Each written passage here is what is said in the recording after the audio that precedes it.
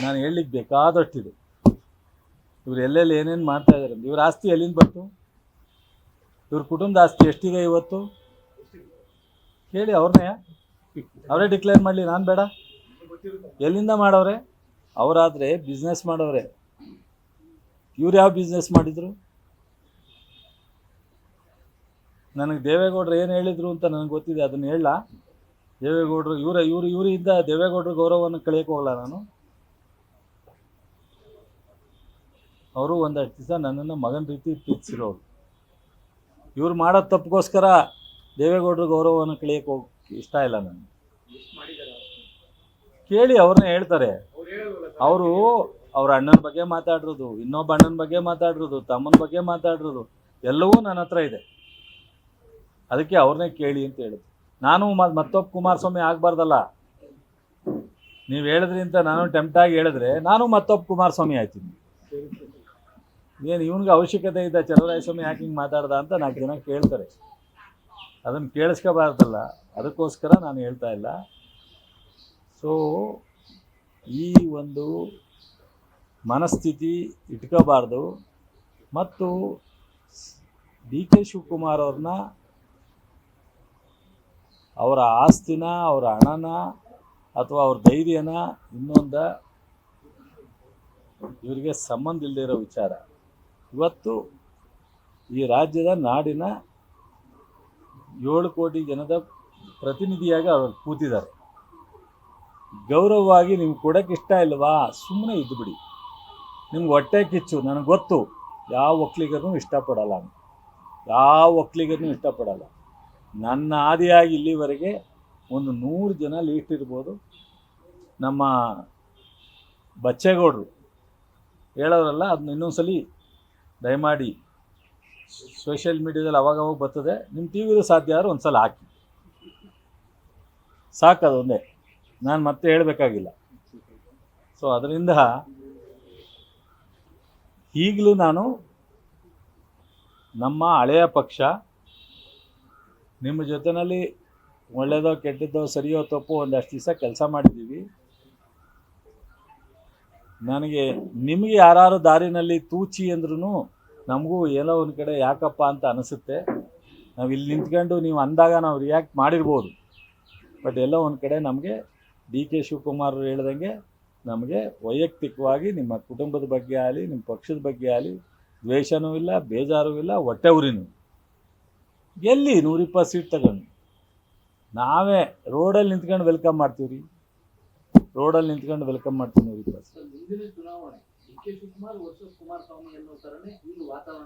ನೋಡ್ರಿ, D K Shivakumar ಏನು ಹೇಳವ್ರೆ, ಮತ್ತೆ 28ಕ್ಕೆ ಕಾಂಗ್ರೆಸ್ ಪಕ್ಷ ಅಧಿಕಾರದಲ್ಲಿ ಬರೆದು ಇಟ್ಕೊಳ್ಳಿ.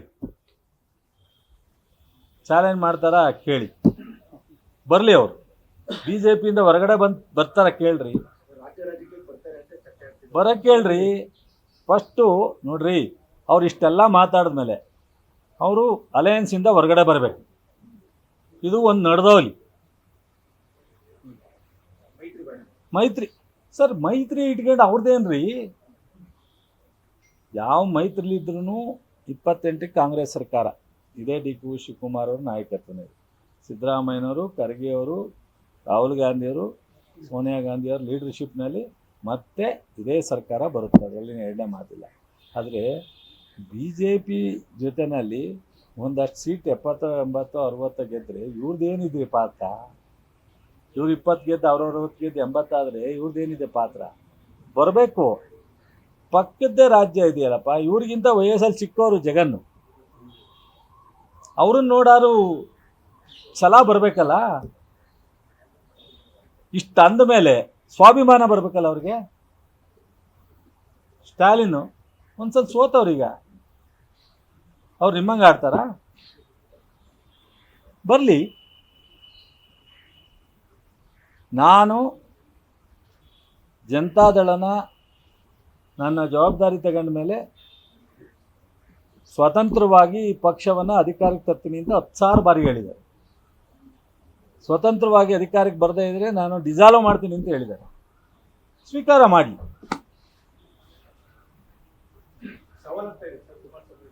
ನಾನು ಸವಾಲು ಹಾಕಲ್ಲಪ್ಪ, ಅವ್ರಂಗೆ ನಾನು ದೊಡ್ಡವನಲ್ವಲ್ಲ. ಸ್ವೀಕಾರ ಮಾಡಲಿ ಚಾಲೆಂಜನ್ನು. ಒಕ್ಕಲಿಗ ನಾಯಕತ್ವದ ಫೈಟು ಇಲ್ಲ, ಏನೂ ಇಲ್ಲ. ನಾವು ಎಲ್ಲ ಸಮಾಜ ಒಟ್ಟುಗೂಡಿ ಈ ರಾಜ್ಯದಲ್ಲಿ ಕಾಂಗ್ರೆಸ್ ಪಕ್ಷವನ್ನು ಅಧಿಕಾರಕ್ಕೆ ತಂದಿದೆ. ಯಾವುದು ಒಂದು ಸಮಾಜ ಸೀಮಿತ ಅಲ್ಲ. ಆದರೆ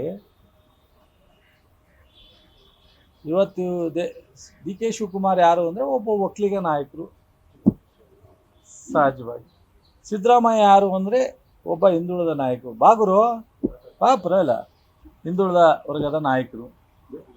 ಯಾರೇ ಆಗಲಿ ಒಂದು ಸಮಾಜದ ಗುರುತು ಸಹಜವಾಗಿ ಬರುತ್ತೆ. ಇವತ್ತು ಹಳ್ಳಿನಲ್ಲಿ ಜನ ಫೋನ್ ಮಾಡ್ತಾರಲ್ರಿ, ಏನಾಗಿದ್ರಿ ಕುಮಾರಸ್ವಾಮಿ ಅವ್ರಿಗೆ. ಒಬ್ಬ ಇವರಂತೂ 2018ರಲ್ಲಿ ಇವರು ಅಧಿಕಾರಕ್ಕೆ ಎಳಿಕಿಳಿ ಏನಾಗ ಡಿ ಕೆ ಶಿವಕುಮಾರ್ ಅವ್ರ ಹೆಸರು ಹೇಳಿದ್ರೆ ಸೋಮಶೇಖರ್ ಅವರೆಲ್ಲ ನಾವು ಮತ್ತೆ BJPಗೆ ಹೋಗಲ್ಲ ಬರ್ತೀನಿ ಎಂದಾಗ ಇವರು ಒಪ್ಪಲಿಲ್ಲ. 2004ರಲ್ಲಿ SM ಕೃಷ್ಣರು ಮತ್ತೆ ಅವಕಾಶ ಸಿಗ್ತದೆ ಎಂದಾಗ ಒಪ್ಪಲಿಲ್ಲ. ಈಗ ಸಿದ್ದರಾಮಯ್ಯನವರು ಸಂತೋಷವಾಗಿ ಒಪ್ಪಿ ಅಧಿಕಾರವನ್ನು ಹಸ್ತಾಂತರ ಮಾಡಿದ್ದಾರೆ. ಕಾಂಗ್ರೆಸ್ ಪಕ್ಷದ ಮುಖಂಡರುಗಳು ಡಿ ಕೆ ಶಿವಕುಮಾರ್ಗೆ ಒಂದು ಅವಕಾಶ ಕೊಟ್ಟಿದ್ದಾರೆ. ಕಾಂಗ್ರೆಸ್ ಶಾಸಕರು 136 ಜನ ನಗ್ನಗ್ತಾ ಮುಖ್ಯಮಂತ್ರಿಯನ್ನು ಒಪ್ಕೊಂಡಿದ್ದಾರೆ. ಈಗಲಾರೂ ಸೌಜನ್ಯವಾಗಿ ಅಧಿಕಾರ ಸಿಕ್ಕಿದೆ, ಒಳ್ಳೆ ಕೆಲಸ ಮಾಡಲಿ ಅಂತ ಹೇಳಿ ಒಂದು ಸಲಹೆ ಕೊಡೋದು ಬಿಟ್ಬಿಟ್ಟು ಈ ಥರ ಎಲ್ಲ ಬೆಳಗ್ಗೆ ಎದ್ದರೆ ಹೊಟ್ಟೆ ಕಿಚ್ಚುಪಡ್ತಕ್ಕಂಥದ್ದನ್ನು ಅಂತ ಹೇಳಿ ನಮ್ಮ ಮಂಡ್ಯದಲ್ಲಿ, ಹಾಸನದಲ್ಲಿ ಹುಡುಗರುಗಳು ಭಾಳಷ್ಟು ನೊಂದ್ಕೊಂಡು ಮಾತಾಡ್ತಾರೆ. ಇವನ್ನ ಯಾರು ಒಪ್ಪೋರೋ ನನಗೆ ಗೊತ್ತಿಲ್ಲ. ಯಾವ ಪುಣ್ಯಾತ್ಮರು ಇವರು ಸ್ಟೇಟ್ಮೆಂಟ್ಗಳನ್ನ ಪ್ರಶಂಸೆ ಮಾಡ್ತಾರೆ ನನಗೆ ಗೊತ್ತಾಗ. ಏನಿಲ್ಲ, ಅವರು ಮಂತ್ರಿ, ಅವರು ಮೋದಿಯವ್ರನ್ನ BJP ಅವ್ರನ್ನ RSSನ ಬೆಂಬಲಿಸ್ತಾ ಇರೋದು ಈ ರೀಶಫಲಲ್ಲಿ ಮುಂದುವರಿಲಿ ಅಂತ. ನನಗೆ ಬಿಡ್ರಿ, ನನಗೆ ಯಾವತ್ತೂ ನಾನು ಮಂತ್ರಿ ಆಗಬೇಕು ಬಿಡಬೇಕು ಅಂತೆಲ್ಲ ನಮ್ಮ ಪಕ್ಷ ತೀರ್ಮಾನ ಮಾಡುತ್ತೆ, ನಮ್ಮ ಮುಖ್ಯಮಂತ್ರಿಗಳು ಅಥವಾ ಮಾಜಿ ಮುಖ್ಯಮಂತ್ರಿಗಳು ತೀರ್ಮಾನ ಮಾಡ್ತಾರೆ. ಇವರಂಗೆ ಈ ಒಂದು ನಾಳೆ ಬೆಳಗ್ಗೆ ಇನ್ನೊಂದು 15 ಒಂದು ತಿಂಗಳೊಳಗೂಡೂ ರೀಶಫಲ್ ಇದೆಯಲ್ಲ ಕೇಂದ್ರದಲ್ಲಿ, ಅಲ್ಲಿ ಮುಂದುವರಿಸಲಿ ಅಂತ ಕುಮಾರಸ್ವಾಮಿ ಅವರು ಆಡೋದು. ನನ್ನಲ್ಲ, ನಾನು ಮಂತ್ರಿ ನೋಡಿದ್ದೀನಿ, ಹೊಸ್ದಾಗಿ ಮಂತ್ರಿ